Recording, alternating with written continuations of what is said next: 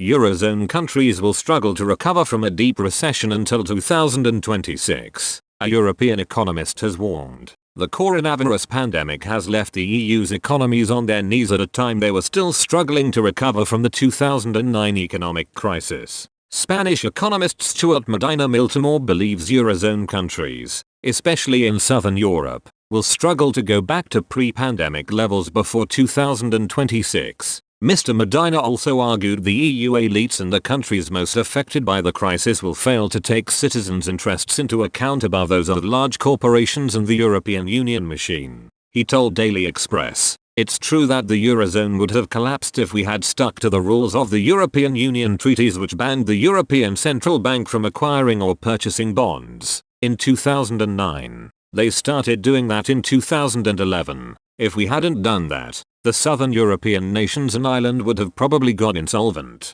So what really saved the Eurozone wasn't Mario Draghi. It started before Mario Draghi was the president of the ECB. I think he is seriously overvalued. Right now I don't think the recovery funds will do much because it's a really small amount of money in the end. I think what will happen is that we'll have a prolonged recession and many more years of high unemployment in southern Europe and insufficient growth. We won't go back to the GDP we had in 2019 until probably 2024, 2025, or even 2026. I think the problem is that the elites in Spain, in Portugal, in Italy and to an extent in Greece, are firmly aligned with the European project. And it doesn't matter what the evidence says or the consequences for the population of those countries. It's in the interest of the large corporations, the media, the political parties that are firmly supporting the European Union. So it doesn't really matter how much damage is done to those countries. The warning came as a data release from Eurostat showed industrial production in the Eurozone, referring to the 19 countries which have adopted the euro as their currency,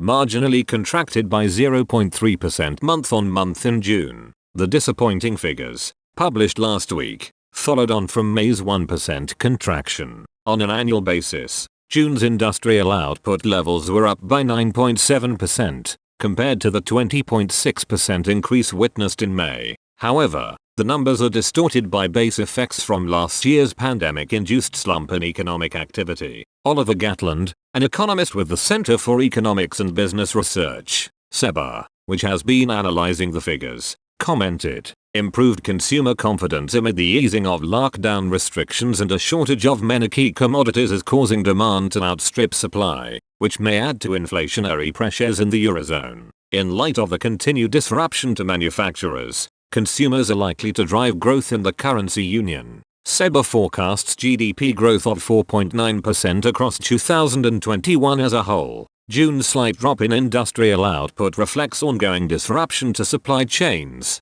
a key challenge for the economic recovery in the Eurozone this year, the CEBR concluded. However, supply has been sluggish in catching up with demand, with shortages of many key commodities, such as steel and semiconductors, driving the issue. Some countries had witnessed increased industrial output, with Malta seeing the largest growth of 5.2%, the report said. However, these were outweighed by a number of other countries experiencing contractions in output, with Ireland and Portugal exhibiting the largest declines, of 4.4% and 2.6% respectively. The report added, despite June's fall in industrial output, there are some signs that the Eurozone's economic recovery is strengthening. Key amongst these is the vaccine rollout, with an estimated 73.1% of adults in the European Union having received their first COVID-19 vaccination and 62% being fully vaccinated.